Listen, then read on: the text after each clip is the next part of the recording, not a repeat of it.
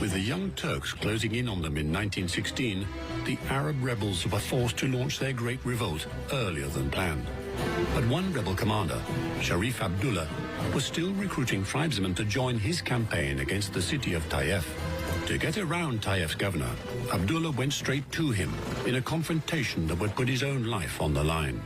رجال هاي مهان واجمعوا رجال القبائل على الحين نعاود.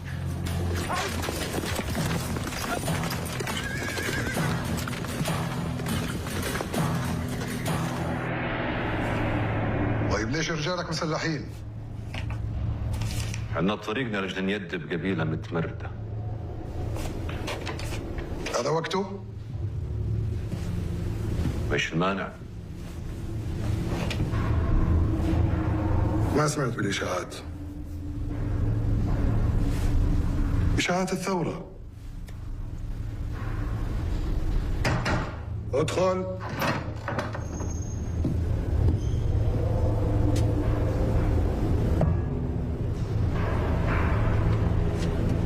شريف عبد الله انت وراها.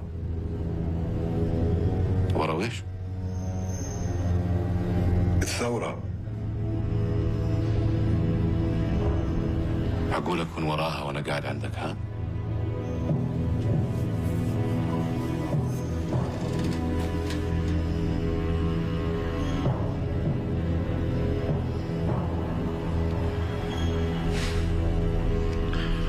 طيب تقدر تتفضل. Against his officers' advice, ruler Ghaleb Pasha decided to believe Sharif Abdullah, a decision he would live to regret bitterly.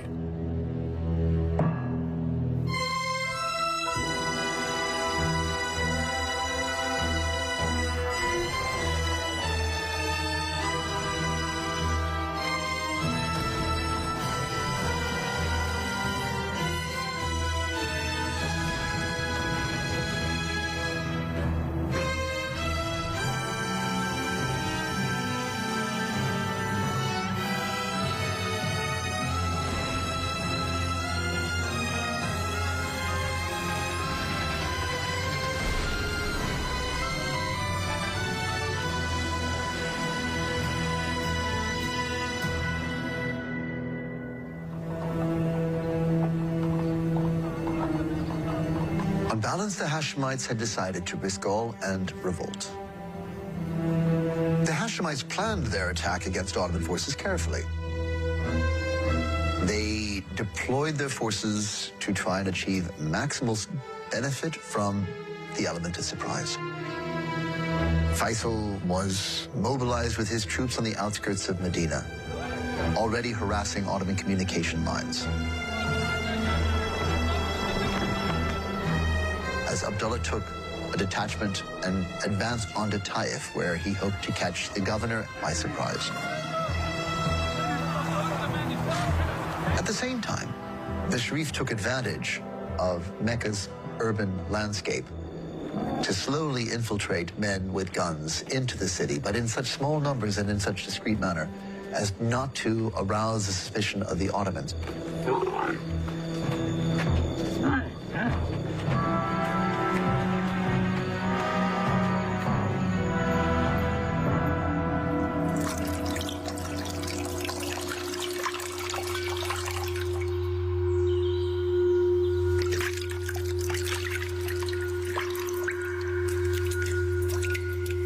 June 1916, Hussein is faced with the moment of decision. Jamal in Damascus wants his blood. He knows what will happen if he doesn't send volunteers to support the jihad. It's the time for him to make his mind up and launch the revolt.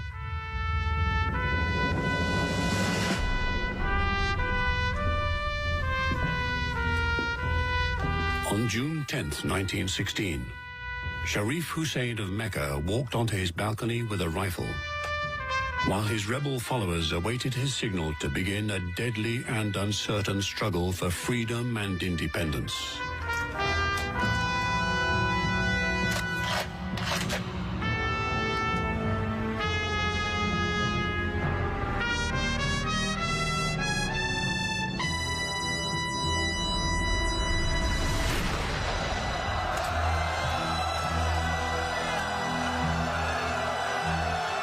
With that opening shot, the Hashemites had committed themselves to a revolt from which there would be no turning back. It was a desperate measure with only 50-50 chances of success. But they threw themselves into the fight with total commitment in the hope and belief that they would prevail.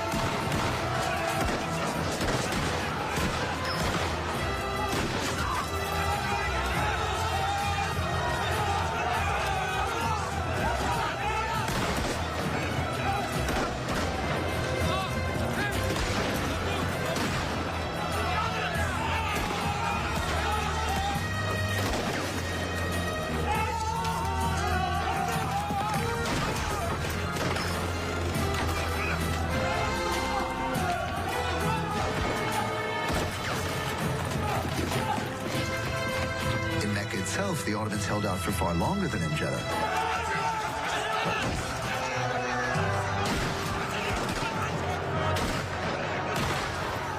Their isolated Ottoman fort with an artillery battery was firing on Arab positions for weeks into the Arab Revolt. Batarya 2, hazır. Batarya 2, ateş.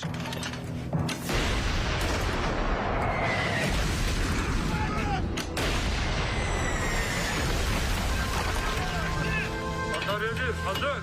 5 derece sağa, ateş.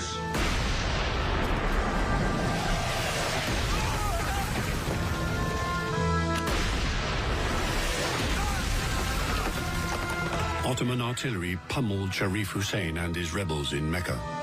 Virtually surrounded by cannons firing on them, the rebels, armed only with rifles, began to lose hope of survival. There appeared no way out alive, as the Ottoman forces continued to pulverize their position.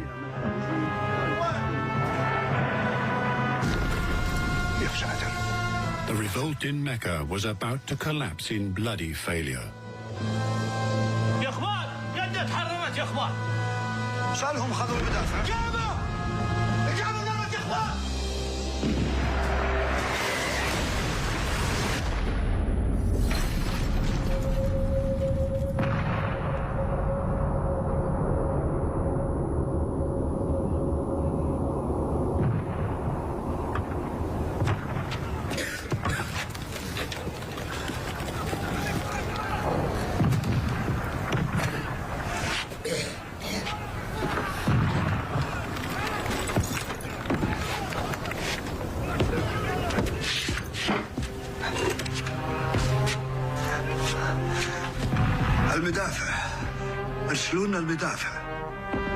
As the revolt breaks out, the Bedou don't have the artillery to force the Turks into submission. They don't have the means to actually blast them into surrender.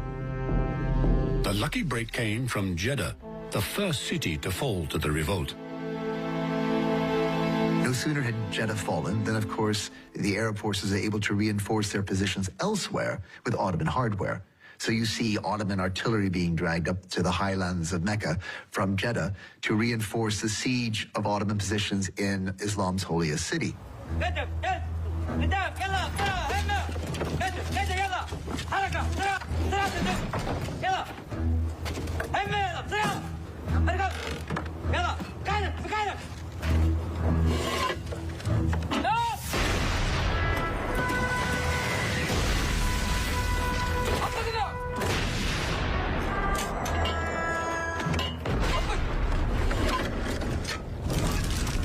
It wasn't until the Arabs were able to bring Ottoman artillery to Mecca to fight cannon against cannon, they were able finally to wear down the Ottoman defenders.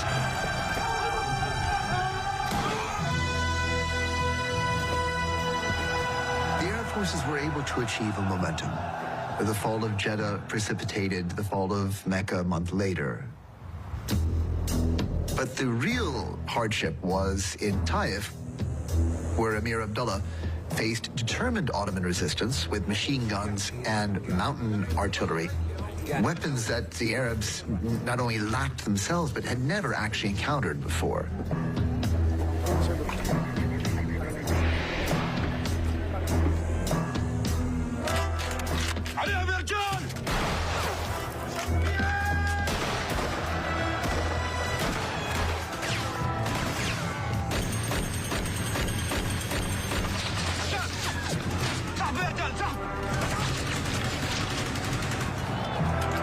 Bedouins faced with a machine gun were suddenly cowed by this new technology.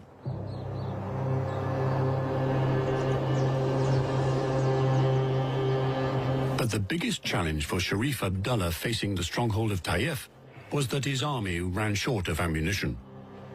حين يجي الليل ما يكون عندنا ولا طلقة. ما شيء يمنعهم يهاجمونا ويمدوا صوب مكة بعد. With dwindling ammunition, time was running out for Abdullah's siege of Taif. He had a certain number of Bedouin troops at his disposal, and as what started out as a week-long siege began to extend into a month-long siege, he has to start relying on ruses like creating torches and fires around the besieged city to give the impression of more men that he actually had at his disposal.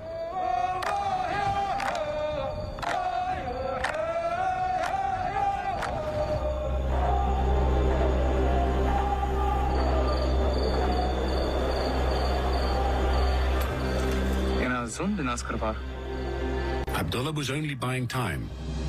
Without the cannons from Mecca, he would fail.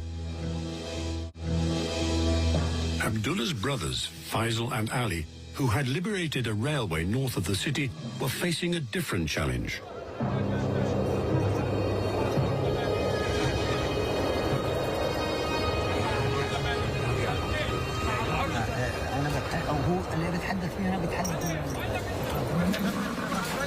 The siege of Taif confirmed that Arab forces were able to make gains against isolated Ottoman detachments, but they'd yet to encounter a fully fledged Ottoman army of regular soldiers coming to challenge their positions. And just such a force was mobilizing in Medina under Fakhri Pasha's command to come and regain for the Ottoman Empire the holy cities that had fallen to the Arab Revolt.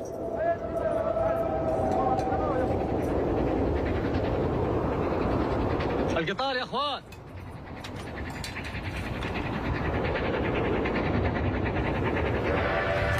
ظهور يا رجال ظهور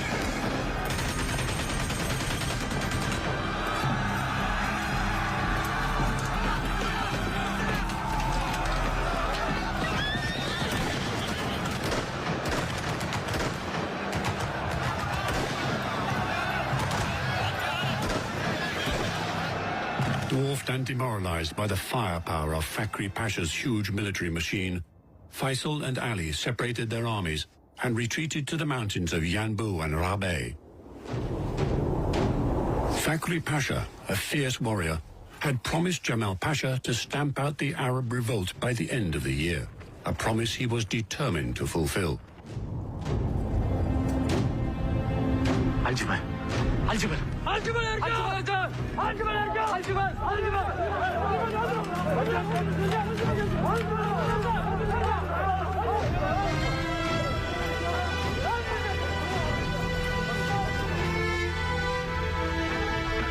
Fakhri launches an attack and drives Faisal and Ali's forces back into the mountains, and in fact through the mountains and out to the coast.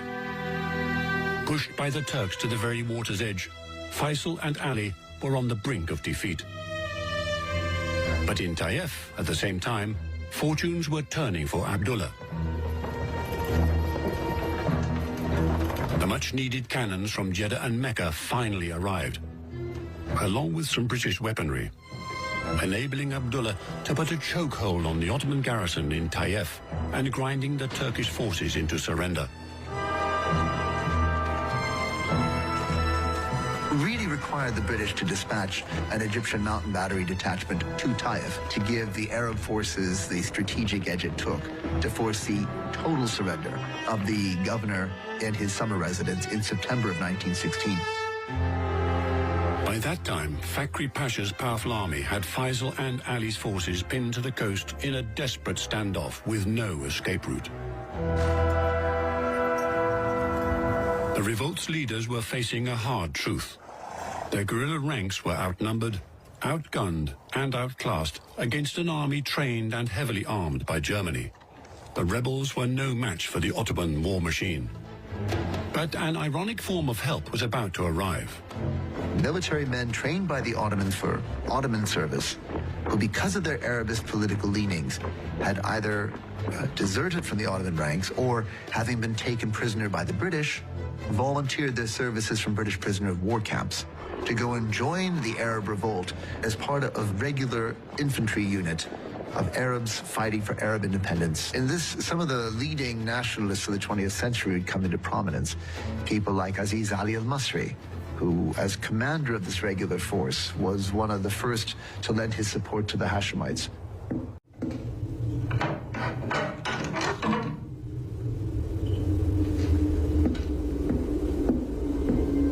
Aziz Ali al-Masri had been an officer in the Ottoman army and a member of the Committee of Union and Progress. But when the Unionists suspected his involvement in a secret Arab organization, he was imprisoned and sentenced to death. He obtained an unlikely release under international pressures.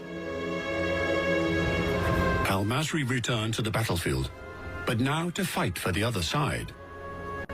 أقسم بالله العظيم أن أحافظ على الثورة العربية. عزيز علي المصري شخصية غامضة، يعني تقلب في سلوكه من الضد إلى الضد ومن النقيض إلى النقيض، لعدة مرات يضفي طابع الإبهام على شخصية عزيز علي المصري. هل هو عربي حقاً بانتمائه وسلوكه، أم هو مع حكومة الاتحاديين؟ هذا الغموض في شخصيته يجعل المحلل العسكري يقف أمامها بحيرة. When Aziz al-Masri joined the revolt and took leadership of the army, Ronald Storrs, the British Oriental Secretary in Cairo, requested a meeting to discuss an urgent problem. In that meeting, Storrs introduced a new character to the revolt, T.E. Lawrence, a British officer who, despite his little military experience, had a raw talent for guerrilla warfare. He created a romantic image of himself that would bring both fame and controversy. They'd come at this critical point in the revolt where there was a crisis because the British couldn't decide what they were going to do and what supplies they were going to provide. The Arabs were being pushed back by Fakhri. Storrs had hoped that he would arrive with some good news for Abdullah. But when Storrs arrives there, a telegram comes through saying that London has said that nothing is going to be provided. نشر العثمانيون شاعت أن ثورا في الحجاز لم تكن أكثر من غزو بريطانيا لمكة خوفا من ردة فعل المسلمين في مصر والهند. قرر جلالته سحب جميع القوات البريطانية وتقليل المساعدات والأسلحة.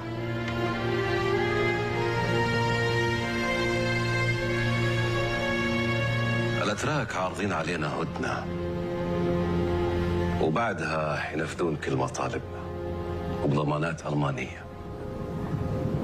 بهيج هتكون الثورة حققت كل أهدافها. لكن أيها شريف، لابد من وجوه ما يمكن أن أعملوه. يعني أتمنى أنك تفهم إن ما عندي خيار ثاني. زين، أستأذنك لزوم أصل مكة أبلغ الشريف حسين بالتغييرات اللي صارت.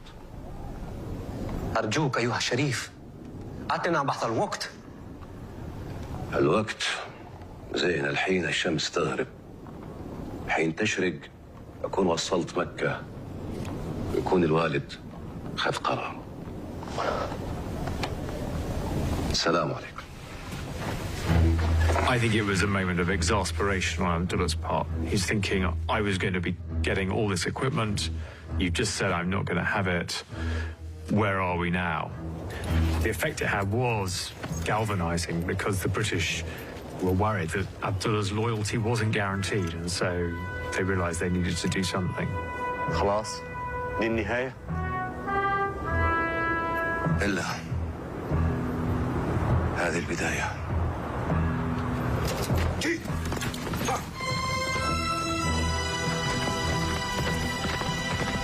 The British had to persevere in this common front with the Hashemites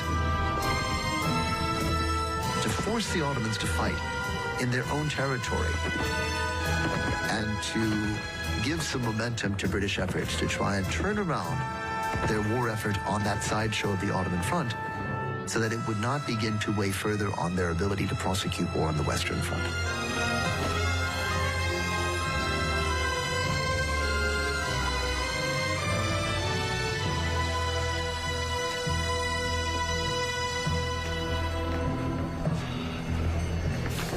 عندي علوم.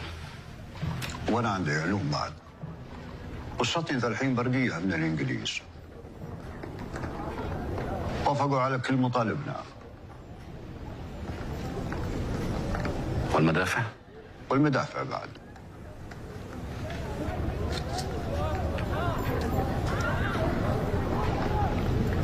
وش العلوم اللي عندك؟ سلامتك. اجل رحت اريح.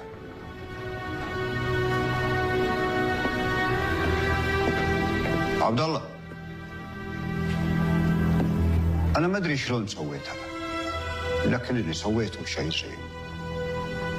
British support was absolutely essential for the success of the Arab Revolt.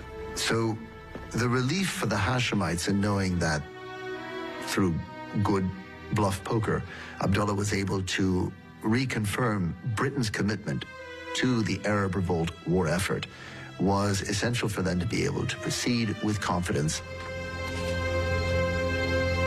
Hussein and his sons could no longer risk the British abandoning their revolt.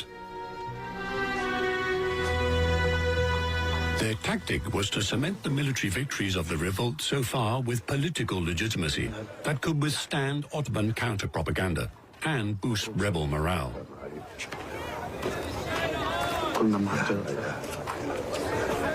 In the autumn of 1916, his decision to declare himself the king of the Arabs could be seen as satisfying several goals at once. On the one hand, it was a way of encouraging the Bedouins and the regular soldiers who had rallied to his cause, that he was speaking to them not just as the Sharif of Mecca, but as the king of the Arab lands that was to emerge as the result of a successful revolt. That same night, Sharif Abdullah launched his new role as Minister of Foreign Affairs by announcing the birth of the Arab Kingdom.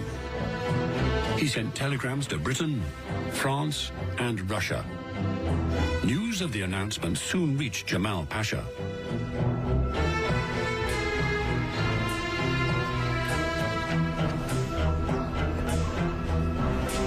Fahrettin Paşa'ya bir telgraf gönder. Ona de ki, yılın bitimine sadece 2 ay var. Sözünü yerine getirsin. Hadi. Jamal Pasha, recognizing that a sustained revolt in a remote province such as the Hijaz would be a drain on morale and on military resources, he was quick to stamp it out and dispatched 11,000 men to Medina to serve under Fahri Pasha. Fahri Pasha, for his part, wanted to prosecute a very strategic war to snuff out the revolt where it had appeared And so critically, he wished to move from Medina to regain the shrine city of Mecca, the very heart of Islam.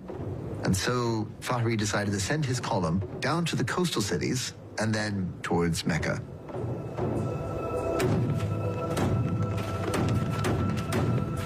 It's not as simple for Fahri as it might seem, because he has to lead an expedition out of his very well fortified city base, but he has no choice. To crush the rebellion, Fahri marched his forces from Medina towards Mecca. With Faisal and Ali's armies trapped at the coast, the prize of the revolt, Islam's holiest place, would be lost. Mecca's only hope was the army at Taif under Abdullah, and he acted against orders. Ali sends Abdullah the order to go back and defend Mecca. But Abdullah decides that attack is the best form of defense. So in a way, Abdullah is the first person to realize the narrow thread that Medina hangs on. Abdullah knew he couldn't liberate Medina, but by advancing on it, he hoped to frighten Fahri into an about-face from his march to Mecca. A bold move on the chessboard of war. It was revolutionary. It did involve taking a big risk, because it was leaving that inland route to Mecca unguarded while he did that. But it paid off because of a lucky incident.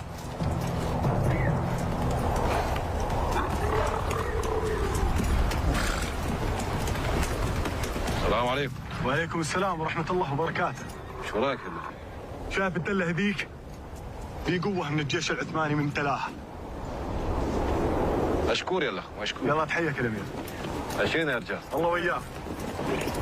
And then on the west side of the railway, he discovered an enormous Turkish column making its way towards Medina. And this was led by a man called Ashraf Bey. And he was caught completely by surprise. He had several hundred soldiers and £38,000.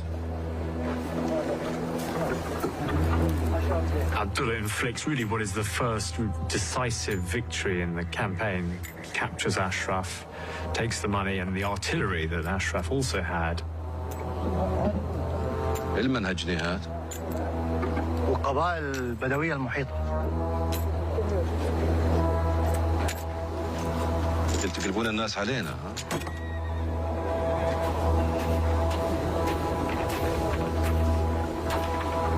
حطها. اكتب. اكتب. شو اسمك انت؟ أشرف بيه. من أشرف بيه إلى فخري باشا. يؤسفني إعلامكم بأننا تعرضنا لهجوم من جيش الثوار الذين اغتنموا النقود والمؤونة. لكن الأمر المستغرب أن ترسلوا هذا المبلغ الكبير مع هذه القوة الصغيرة في الوقت الذي ينتشر فيه جيش الثوار في كل مكان بين المدينة ودمشق. When he's cut the telegraph wire, he leaves a note pinned to the telegraph pole telling Fahri what he's done. He also adds a joke to say that he's captured Damascus, so the war's over.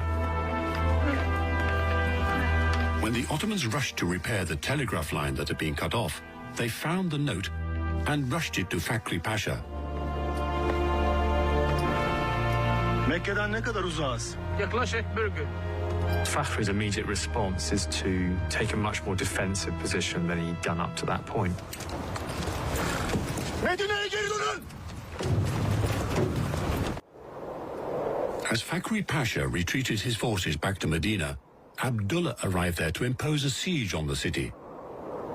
But for a small rebel force to hold such a mighty garrison required cutting off its supply lines.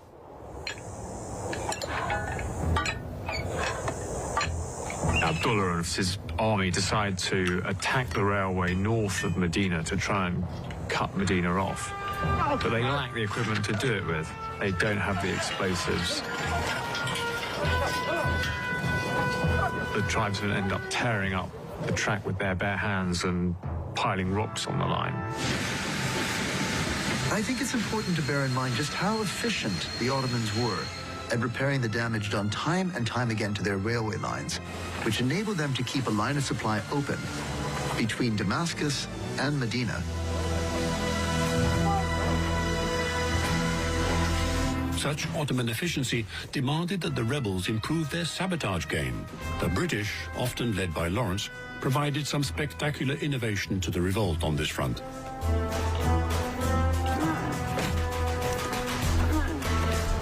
For the British, disrupting the railway communications was also one way to stymie Ottoman efforts of mobilizing troops for another drive on the Suez Canal. Of course, for the Arabs, working with high explosives was a novelty. They had no experience of planting dynamite charges or of assessing the damage that they might be able to achieve. And even the British, who were engaged in blowing up the Hijaz railway line, were innovating and experimenting all along the way.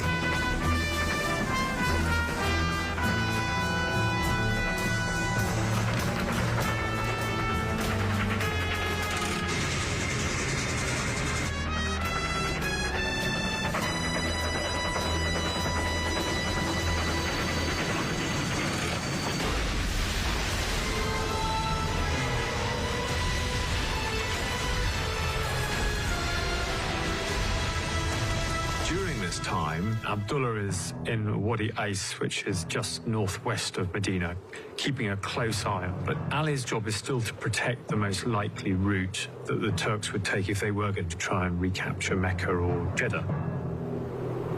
By this time, Faisal's making his move northwards up the coast to a place called Wedge and offered him a huge advantage.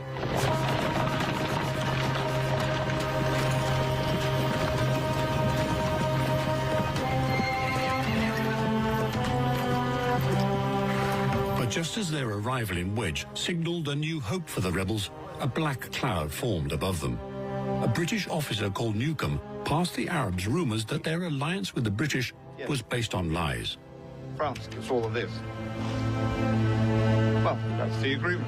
When a shocked Aziz Masri heard these rumors, he sent word of them to Sharif Hussein. There are huge suspicions floating around British wartime promises to its allies. There was definitely word getting back to the Hashemites of some obscure deal that the British had concluded with the French that might in some way compromise what the British had promised to the Hashemites. When Hussein received al-Masri's letter, he wrote to the Arab Bureau in Cairo demanding an explanation. The British response was a flat-out denial of the rumors. But al-Masri was not satisfied.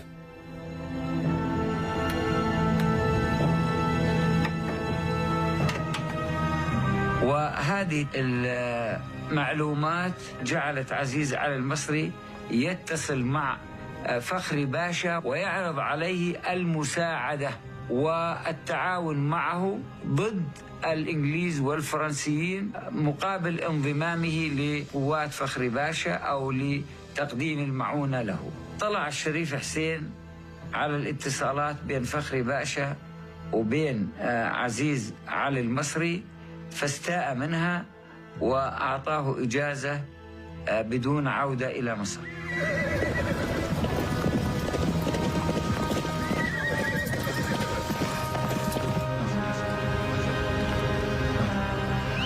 The loss of such an important soldier was a painful blow to the revolt.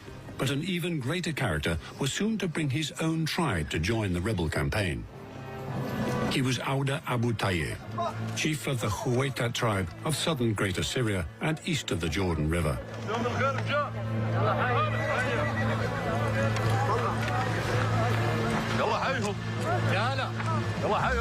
هي اللي في عودة كانت هاي اللحظة المنتظرة انتظرها عودة بفارغ الصبر. كقبيلة ما بتقدر تقود ثورة. يا هلا يا هلا هلا تفضل. بالنسبة لفيصل أيضا اللحظة اللي كان هو ينتظرها. بدون القبائل لا يوجد ثورة. لما وصلوا للوجه وصلوا لحدود قبيلة الحويطات ما بتقدر تعدي للمرحلة التي تلي إلا إذا كانت القبيلة صاحبة المنطقة معك. فأشار عودة على فيصل أن تبدأ القصة من العقبة، لازم فتح العقبة. أخذ بمشورة عودة، قال له برافقك في هذه طلعة الشريف ناصر ويرافقه ضابط ارتباط اسمه لورنس. كان رأي عودة أنه يأتوها من خلفه من الجبال نفسهم، من جهة القويرة ورمو، يدخلوا على العقبة. البدايات كانت بسموهم السربة الحرشة. السربة الحرشة عدد قليلة من الرجال لكنهم هم القوة الضاربة. طلعت من مخيم فيصل، لفوا اللفة تاعتهم من الوجه تطلع للجفر، جمعوا ما يقارب 300 فارس. It was a 20-day camel ride across a searing summer desert to reach Wadi Yutum above Aqaba. There's this amazing moment when facing one of these Turkish encampments down Wadi Yutum, which is the very narrow wadi that takes the modern road down to Aqaba itself. Lawrence is wondering how they're going to get past this outpost, and then he opens his little diary and he sees in the diary this little note saying a lunar eclipse for that very evening. And so the Arabs wait for this moment to come. Hey, Yusuf'a bak ya Murat. Bu ne be? Git gaz lambasını getir. Tamam.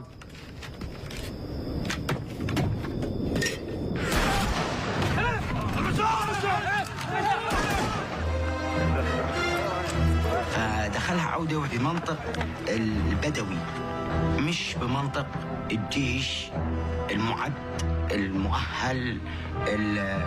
ما بتزبط هاي الأمور بهاي الطريقة. المفروض تدخل العقبة، تدخلها لازم تدخل بالممرات اللي بين الجبال حتى تنزل. The greatest prize for the revolt, Aqaba became the new base for Faisal's army. From here, he could finally plan a push to Damascus, the final goal of the revolt. The capture of Aqaba is the biggest moment in the Arab Revolt because it was a huge victory achieved at almost no cost. The whole strategic position of the Arab Revolt was transformed because instead of being pinned down and wedged, unable to move further north, they now were at the very head of the Gulf of Aqaba, closer than they've ever been to British supply from the Gulf of Suez, closer than they've ever been to British positions in the Sinai Peninsula in southern Palestine. It was exactly that new shot of momentum that had eluded the British war effort and gave British war planners hope that they might be able to secure gains against the Ottomans.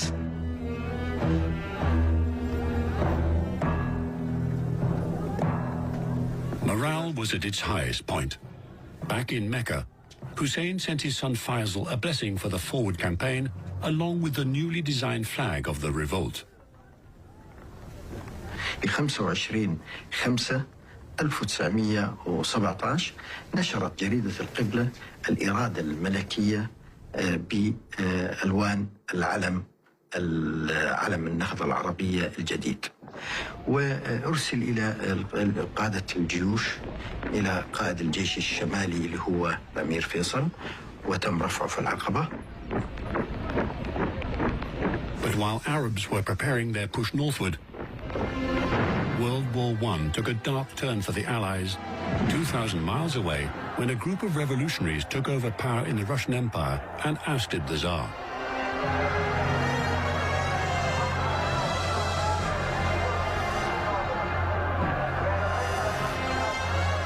Suddenly, the Ottomans had a new lifeline thrown to them. The existential threat, a Russian attack, had been eliminated by a revolution from within, and Germany was still on the ascendant on the Western Front, suggesting that perhaps the Ottomans had made the right choice. They backed the right horse. Germany was on its way towards victory, and the Ottomans would ride it with them. But the most painful shock for the Arabs was what came next. Bolshevik revolutionaries published secret agreements, including one between France, Britain, and Russia. This contract stipulated that the post-war Arab world was to be divided into areas of control, to be colonized by Britain and France,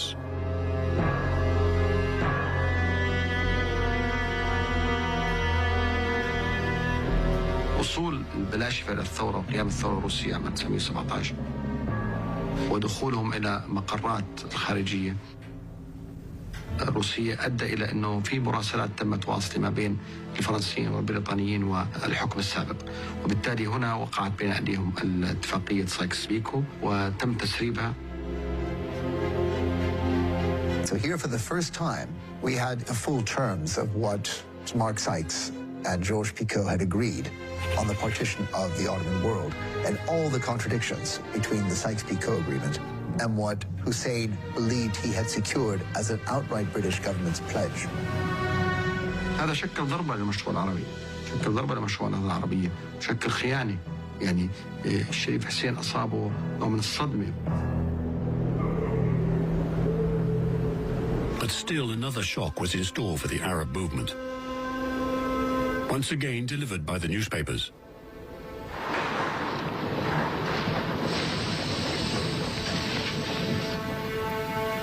Now, Sykes-Picot was one thing, but in 1917 came another public declaration, this time the Balfour Declaration.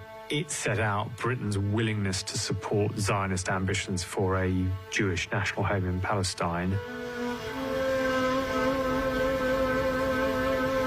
By the end of 1917, there were growing tensions in the relationship between the British and the Arabs because of the exposure of these new political commitments. There's the Sykes-Picot Agreement promising Lebanon and Syria to the French, and now the Balfour Declaration promising Palestine to the Jews.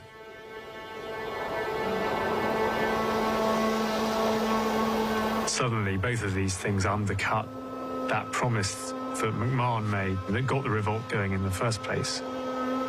And the question is, which of these promises will be honoured by the British when the war is over?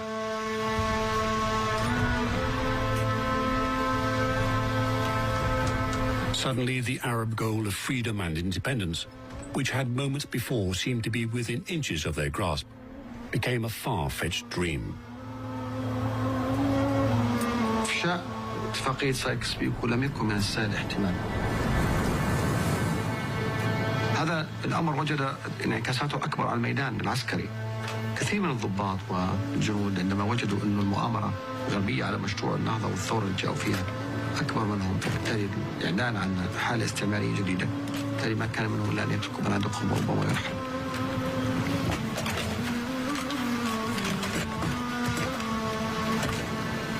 Betrayed and demoralized, the Arab Revolt was on the brink of collapse.